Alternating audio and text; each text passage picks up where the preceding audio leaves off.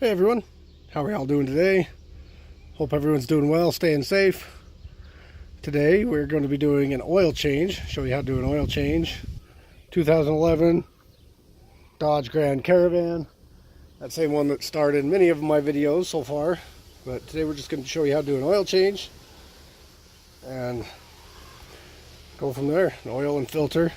This one, your oil filter's right here. A lot of them still have that spin-on oil filter, and some of the old ones that are underneath, a little oil filter that spins on. A lot of the newer cars are going to this style, whether it's up here, over here, somewhere, or sometimes it's even that style, but on the bottom. Just kind of depends on your car. You'll have to kind of look into that. And some of them, like I said, are still that spin-on oil filter that you'll see. But first, I usually will pull the oil cap, just because. And then I'll go down and I will show you how to drain it. Just one sec. Okay, so down below, here's your oil pan. You want to definitely make sure you don't confuse it with your transmission pan, because sometimes they can look a lot alike. So you definitely make sure this one kind of looks like the oil pan. You just got to make sure the tranny's on this side of the car, so this will be the transmission pan. And this one will be the oil pan. So you'll come up underneath it. The drain plug will be right over here. You can kind of see it there. That's your oil drain plug. And they vary in sizes from car to car. Some of them will be a 13, some of them will be a 14, 15. Not really a 16 very often, but a 17, 19. This one here happens to be a 13 millimeter, I think. Oh, that was a 12. No wonder it ain't fitting. This one's my 13. So 13 mil. You just pop that off, let it drain, and then we'll get up to the oil filter. Alright, so we got it draining.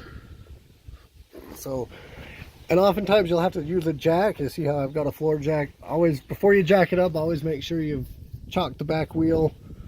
You've put, set your e-brake and all that good stuff. That way it just doesn't happen to roll and fall on you. We don't want that to happen, but anyway, you just let this sit and drain.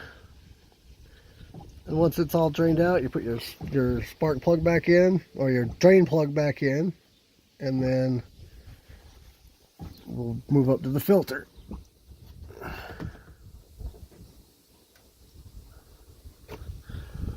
So we'll just kind of hang out here for a sec till that drains, and then I will be right back to show you how to change the filter. Okay, so drain plug's back in, and it doesn't have to be like super tight. It has to be tight enough that it's obviously not going to leak. You want to just get it really good and snug. It doesn't have to be like super tight.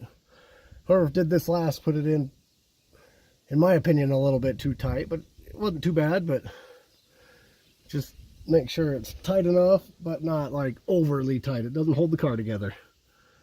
So we will get back upstairs and we will change the oil filter.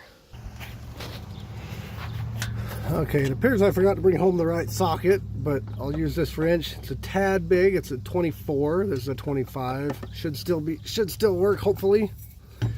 If not, I might have to run and grab a tool, but we should be okay. Oh, we got it. Okay. So, and they're all different sizes. Some of them will be like a 27, some of them will be a 29, some of them will be even bigger than that. Just kind of depends on the car. I can put a link down to a whole kit, or just to find the one you want.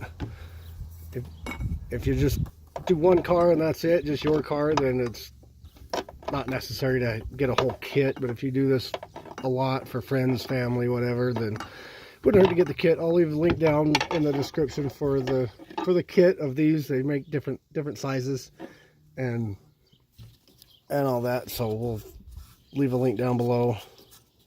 Pick out the one you need. This one here is a 24 or a 15/16. If you're not a metric guy, you're a standard, then okay. So you just pull this out. Sometimes the air filter box gets in the way. Just pull that out, and your filter looks like that. You just pop this out and you change that the little O-ring right here. This just slides right out. I can't really show you too one-handed. I like to hold my camera while I'm doing this. I'm not that sophisticated yet to have tripods. But you just pull that out. You change out the little O-ring gasket that goes around here. The filter will usually come with it. So we'll get to that point and I will be right back. Okay, so new filter, little O-ring. Like I said, you just pop it in. It'll that side will just pop down in like so. You'll hear a little click. It'll pop in. There you go. And then just get a little screwdriver, a little pocket pal screwdriver to pop out that little O-ring. Change that out, and then you just put it right back in. So we will go to there and I will return. Okay, new O-ring, new filter. We'll just drop it back down in there like that. And we will twist it back in. Sometimes you got to give it a little bit of twist. And you'll twist it to lock it in place. This, again, doesn't have to be too tight. It's plastic, so it can break. So you don't need to go too overly tight with it. You just want to get it nice and tight. It shouldn't, I mean tight, and it shouldn't leak with that new O-ring you put in it. So you just get it till it kind of, good and tight, till you kind of can't just turn it with minimal pressure. And now we put oil in it. Just put it right down in there.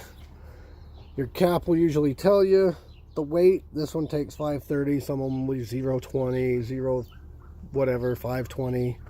So you just dump them in there. Look up the amount, or the part store should be able to tell you how much oil. So just fill up with oil and good to go.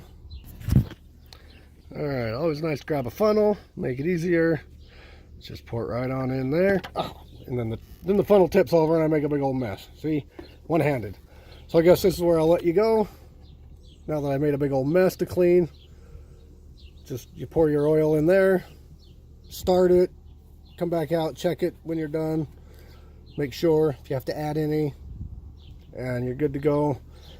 Again, be sure you subscribe, like, comment. If you know any better ways, got better ideas, got more knowledge on these style of filters, be sure you leave it in the comments so the viewers know all the best ways to do this.